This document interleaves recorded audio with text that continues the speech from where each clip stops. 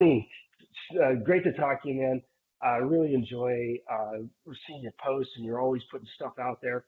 And you just told me a great story because I want to share it, and I want you to share it. But what it told me about you was that there really was no barriers that you couldn't overcome. And so you just told me a story that you were living in kind of in the middle of nowhere when you were doing your job search, but you went someplace and you did something. So tell that story. What'd you do to end up finding the job that you have? Yeah. So whenever I want to get away from things, I got a friend of mine that owns a ranch in Central Texas, north of Austin, near where I was raised. And no one lives out there, and there's a house out there. So that's where I go to get away from everything and watch the cows and the deer and all that other stuff. Well, whenever I was transitioning from working in the private investigations world, uh, I decided it just wasn't for me working for defense attorneys. After being a cop for so many years, that's a really hard transition, and it's not for everybody to do, and it certainly wasn't for me. So I was staying out at my buddy's ranch, but there's no internet connection when you're in the middle of nowhere on 900 acres. So I would get up every morning, and at 6 a.m. I would hit Starbucks, and I'd get my coffee, and I'd start stealing some Wi-Fi from them, and I would hit LinkedIn and Indeed, but specifically LinkedIn, and I would start building my job searches. What I was looking for, where I was looking to go. Uh, of course, I'm pretty flexible. I like to tell people I'm like Gumby. I can just be flexed everywhere, and that's kind of the way I am as far whenever I was looking for work. Um, where I was going to go. I had interviewed for a role in Bangkok, actually, at one point, and then Arizona, a couple of roles, New Mexico, and so where you want to go and what you want to do is really defined by uh, what you're willing to put into it, as far as I'm concerned. So I would go and I would spend 6, 8 hours at Starbucks doing my thing, answering emails that were sent to me, reading job descriptions, and trying to really figure out what these folks that were advertising the jobs were looking for. What were the Mm. required experience they were looking for? And if I saw something was interesting, I would really try to focus on how I could take my skills and what I know I'm very good at and translate that so that I could uh, get an interview, because that's really the key. If you don't know someone, it's very difficult to just apply for a job and to get past the ATS system and to be in the top whatever percent of people that are actually going to get their resumes seen. Um, I use some word cloud stuff in order to try to get keywords in the resumes, and that never worked. I was using JobScan and getting 80, Yeah. 85 in words, but I was still getting nothing. And Wow. talking to Bento is when I finally realized that it was more about building relationships with the hiring managers, and you know being able to be in somebody's the front of somebody's mind if a role did open up that you might be suited for. And there's a lot of opportunities out there, and there's a lot of people looking for those opportunities.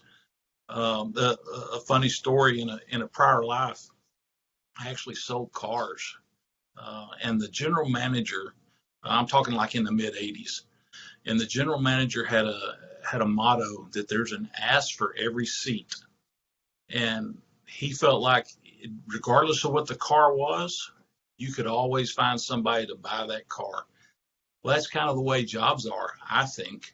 uh, somebody's going to fill that role, uh, and it's your job as a job seeker to find out if that role is something that you really want to do, if that company is someplace that you really want to go to, if that area, whether it's Chicago, New York, Miami, maybe you love the Midwest, determining where that is that you want to be and what it is that you want to do. Because if you're not happy doing that, it doesn't matter what they pay you.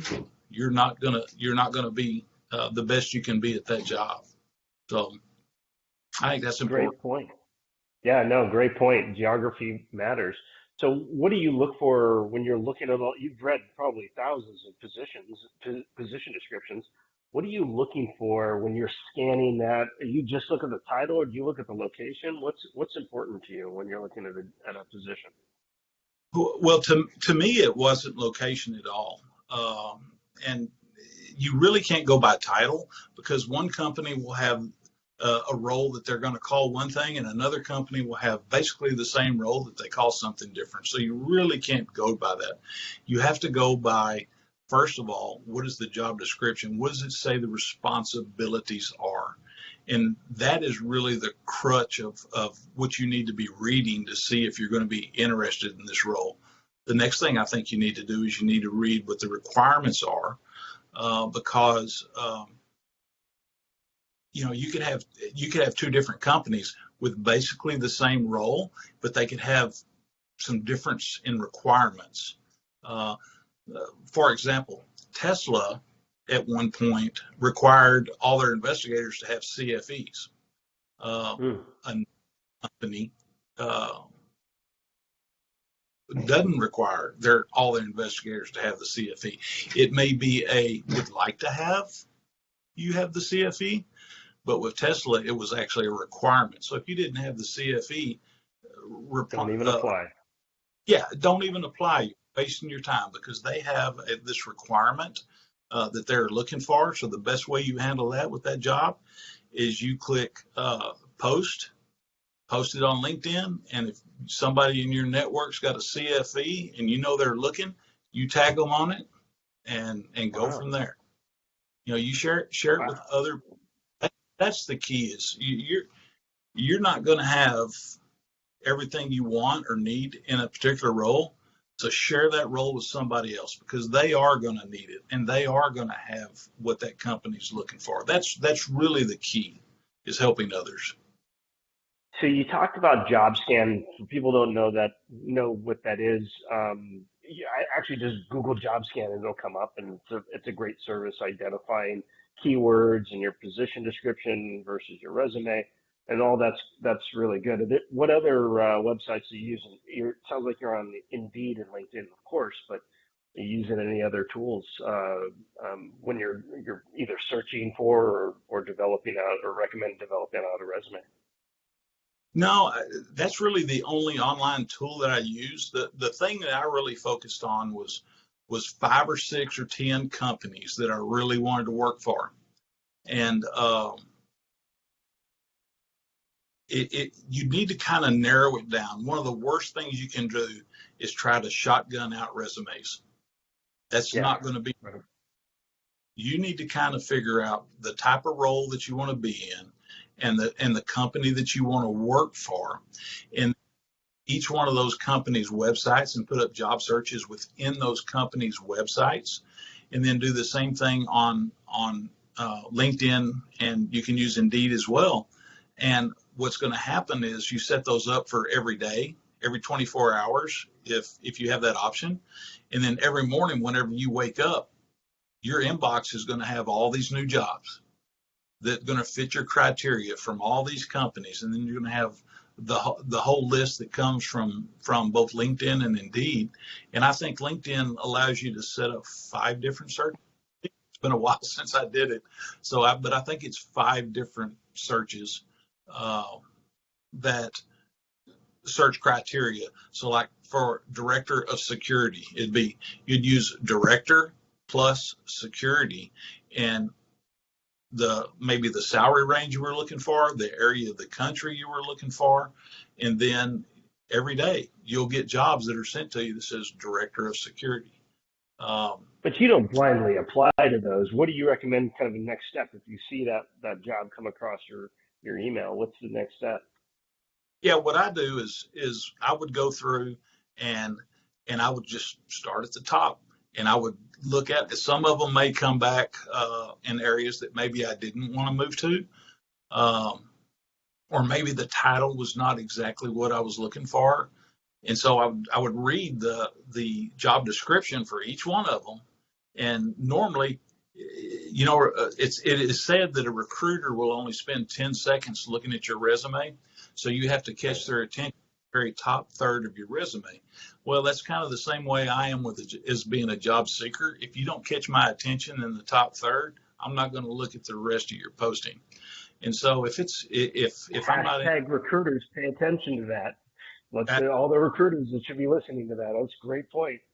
hey, if y'all are going to do that to us, we're going to do it back to you, right? That's Well, fair. I, I have probably seen as many jobs in my inbox as recruiters have seen applications in their inbox. So for me, that's it. And if it's interesting to me, then I'll go ahead and read the rest of it and then go to the qualifications and so forth. And you'll see a lot of the roles that I will repost. It'll say requires 10 years of loss prevention experience or whatever. And so it's a role that in there they say, you need 10 years of LP. And obviously I don't have that, and I'm not qualified for that role with that company. But what's interesting is that company, that may be a requirement for that company, and another company may only want 5 years of LP or 3 years of law enforcement. It's something along that line. It just depends on the company. Every company is different. Every individual looking for a role is different. And so you just kind of find that right mesh, and it takes time. You have to put some effort into it, but you learn a lot from it, and it makes you a better person. Totally agree. And like you said earlier, it's a full-time job. If you're looking for something, start earlier, start years out.